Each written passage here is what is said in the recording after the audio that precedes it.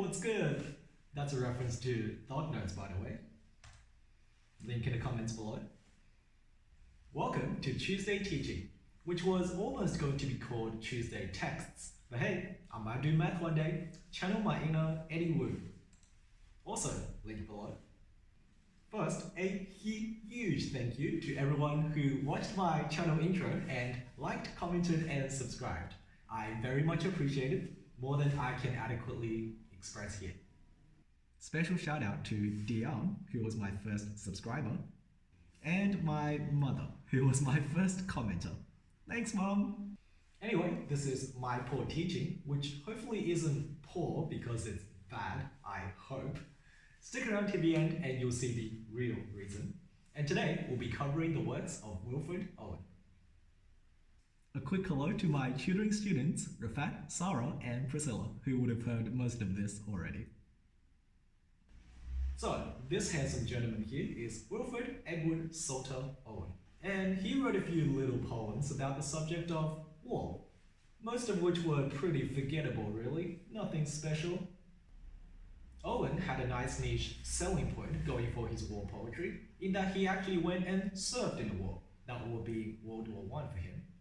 Although at the time it would have been just the Great War.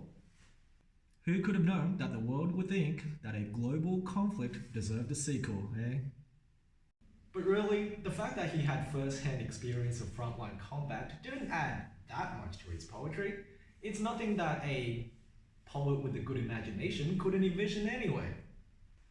Owen wrote extensively not just on the experience of war, but also the physical and psychological damage suffered by soldiers not only on the battlefield, but the lucky ones who made it back alive. But really, he should have just stuck with what he knew and kept writing about the excitement of combat rather than the depressing tones of his soldier impact poems. His most well-known work is Dulce et decorum est, which takes its full title from the Latin phrase Dulce et decorum est pro patria mori, meaning how sweet and honorable it is to die for your country. So it seems like Owen really wanted his audience to share in the glory of war and for young men to go and enlist. In summary, Wilfred Owen was an adequate war poet. But really, you could get an accurate representation of the war from any other poet around his time. So, Owen's poetry has largely been forgotten through history. Well, if it wasn't abundantly clear by now, pretty much everything I said above is the exact opposite to how you should analyze Owen for your school essays and assignments. And here's where the series title comes in. What I'm trying to do with the My Poor Teaching series is deliberately challenging you with terribly misinformed information and analysis. Because in my own experience of tutoring, thinking about why something isn't true is usually more critical and engaging than just nodding along to something that you're being told is true. Teachers sometimes even do this deliberately as part of their lesson strategies. They will make intentional mistakes to check if you're paying attention. And when a student points out that something on the board is in fact wrong, they know you're actually listening, and that can even facilitate a discussion on the reasons why it's wrong. I say teaching strategy, but a lot of teachers, including me, just use that as an excuse to cover up for their intentional slip-ups. I was just testing you guys. Good job catching it. Alright, now that the shenanigans are over, let's get down to some real teaching. Fun fact, if you go back and watch the poor teaching segment, or if you read the transcript to the lesson, which I'll link below, every time I said something utterly false, that sentence actually had the word really in it. And that's a trend I'll keep going forward. So now you know my tell to spot the fibs that I'll be telling you in the future.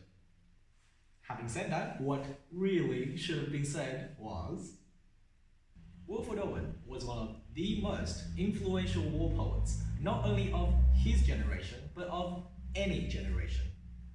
He not only wrote about the war, but took part in it, as part of the Manchester Regiment and serving on the front lines in France.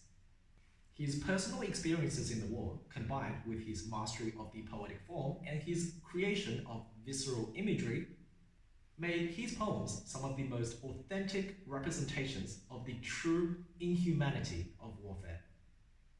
As the magnitude of the sheer destruction and tragedy of war is something that a civilian, no matter how detailed a hearing from second-hand accounts or how vivid an imagination could ever hope to replicate from the safety and comfort of their home.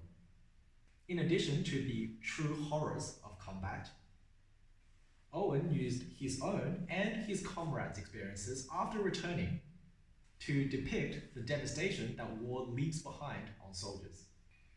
Whether through physical mutilation in poems such as Disabled, or through emotional trauma in poems such as Insensibility and Mental Cases. Reinforcing the Neville Chamberlain quote, "In war, there are no winners."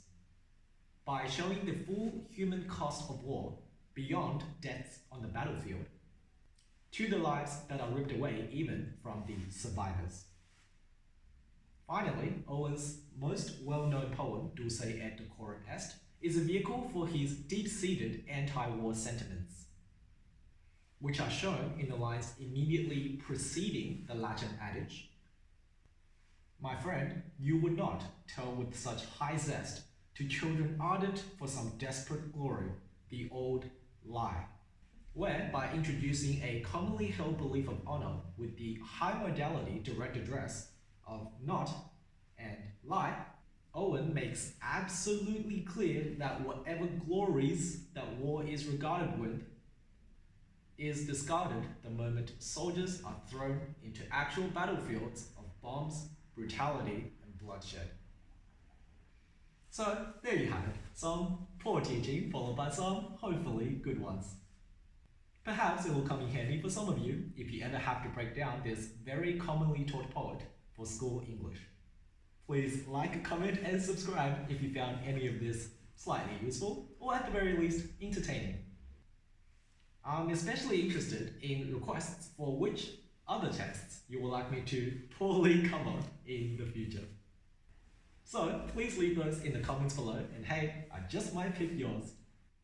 With the trials and HSIE just around the corner, I plan on doing most of the assigned texts in New South Wales, in the hope that they will help some other students out there searching for guides in addition to just my own. That's it. See you on Thursday for my poor tech. And until next time, keep learning and take care.